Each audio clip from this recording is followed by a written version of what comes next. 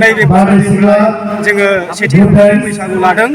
गसाइगाव साब डिभिजननि आन्दाराव थानाय नैबे आलौसार गामियावहाय दा जोङो हाबाफारि बादियैहाय गिबियाव फिरफिला दिखांबाय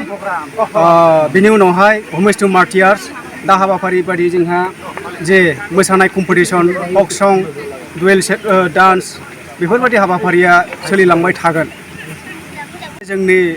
सेन्ट्रेल कमिटिनि नेहाथारि राजकुमार नार्जारी बिथाङा बाव नुजाथिफैगोन लोगोसे जोंहा लकाल हिसाबैहाय गेस्ट अफ अनारफोराव दङ एमएलए जिरन बसुमतारी इएम उकिल मुसाहारि लोगोसे एक्स एमएलए हेमेन्द्रनाथ ब्रह्म